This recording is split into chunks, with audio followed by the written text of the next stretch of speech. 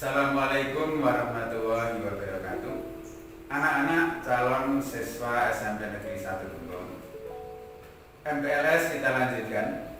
Pada hari ini materi MPLS adalah pembelajaran jarak jauh dan pembelajaran masa depan abad 21. Yang pertama, pembelajaran abad 21. Kurikulum 2013 adalah kurikulum yang diterapkan di satuan pendidikan sejak tahun 2013 secara bertahap, dan di tahun 2019 semua satuan pendidikan di Indonesia wajib menerapkannya. Perubahan tersebut diantaranya memenuhi kecakapan peserta didik abad 21. Dinamika kurikulum 2013 adalah penerapan pendidikan karakter, literasi, soal-soal yang mengasah berpikir tingkat tinggi, dan pembelajaran yang melatih kecakapan abad 21. Pembelajaran menurut Undang-Undang Nomor 20 Tahun 2003 tentang Sistem Pendidikan Nasional Pasal 1 Ayat 20 adalah proses interaksi antara peserta didik dengan pendidik dan sumber belajar dalam satuan lingkungan belajar. Jadi dalam sebuah pembelajaran tidak lagi berpusat pada guru saja, namun terjadi multi interaksi dengan skema sebagai berikut. Kita bisa melihat pada skema ini ada arah interaksi peserta didik dengan pendidik, peserta didik dengan peserta didik, kemudian peserta didik dengan sumber belajar, peserta didik pendidik dengan sumber belajar, serta peserta didik dengan peserta didik.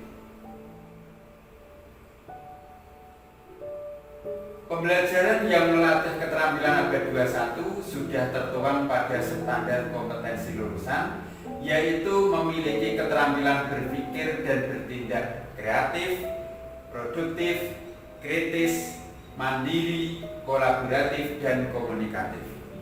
Literasi pembelajaran abad 21 dikenal 6 literasi dasar, yaitu kemampuan baca tulis hitung, sains, teknologi informasi dan komunikasi atau TIK, keuangan, budaya, dan kewarganegaraan.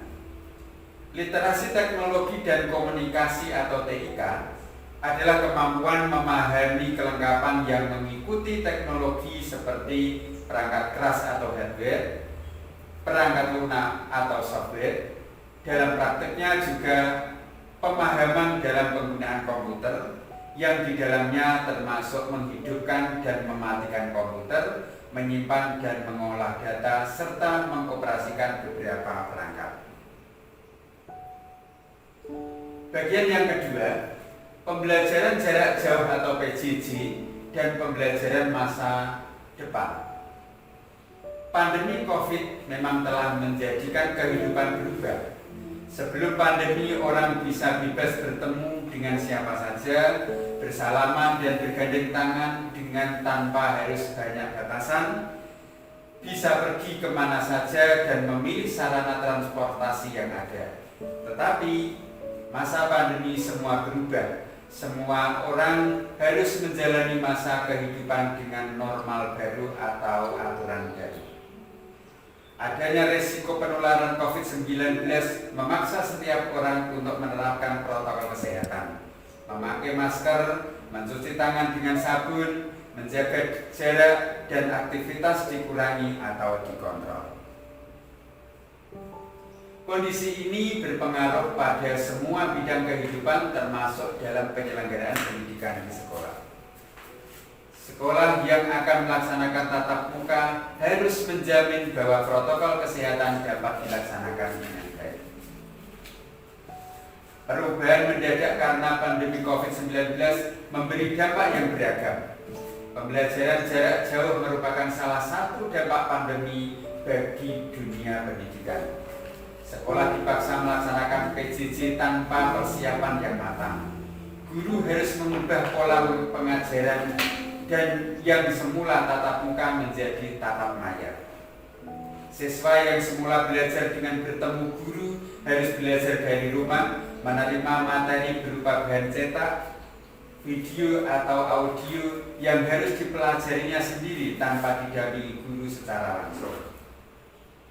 Anak yang literasinya rendah dan kurang disiplin cenderung gagal dalam proses belajar. Mereka gagap dan merasa bosan karena tidak bisa mengikuti tuntutan gaya belajar di masa pandemi COVID-19. Anak-anak yang sudah terbiasa memiliki tanggung jawab dan mandiri tidak akan mendapatkan banyak kesulitan. Bagi sebagian guru, PJJ di masa COVID-19 ini sebagai keadaan yang sulit karena harus melakukan pekerjaan yang di luar kebiasaan selama ini. Tetapi sebaliknya, bagi sebagian guru, pandemi COVID-19 menghasilkan cerita sukses. Mereka banyak berhasil menambah berbagai kompetensi pemanfaatan teknologi pembelajaran yang sangat mendukung dan tidak mereka dapatkan di masa normal. Berkaca dari pelaksanaan PJJ di masa pandemi yang sudah 1 tahun berjalan, ternyata siswa yang merasakan kenyamanan mengikuti PJJ adalah siswa yang memiliki budaya literasi, menguasai teknologi yang baik, didukung dengan tersedianya sarana komputer dan jaringan internet yang memadai. Bagian yang ketiga, sarana dan media PJJ. Yang pertama, sarana yang digunakan dalam pelaksanaan PJJ antara lain komputer atau laptop, HP Android, jaringan internet yang memadai, paket kuota data yang memadai. Adapun media yang biasa digunakan antara lain Google Classroom, Oasis, Zoom, Google Meet. Google Classroom. Di sekolah kita, Bapak Ibu guru di dalam melaksanakan PJJ, media yang sering digunakan adalah Google Classroom. Untuk itu berikut langkah-langkah untuk bergabung di Google Classroom bagi para siswa. Yang pertama, silakan kalian buka Chrome pada HP kalian, kemudian ketik Google Classroom pada bagian telusur.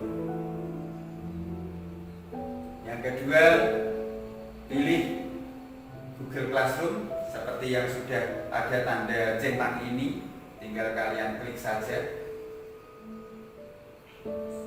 Yang ketiga, apabila belum terkonek dengan akun atau email, silakan masukkan email dan passwordnya pada bagian yang tertanda centang. Selanjutnya, klik tanda plus. Di situ ada tanda plus. Kemudian kamu pilih gabung kelas. Setelah gabung kelas, kalian silakan masukkan kode kelas pada bagian yang ada tanda centangnya ini, yaitu kode kelas yang diberikan oleh Bapak Ibu guru. Demikian cara-cara untuk melaksanakan gabung kelas di Google Classroom. Silakan nanti kalian praktekkan. Sekian dan terima kasih.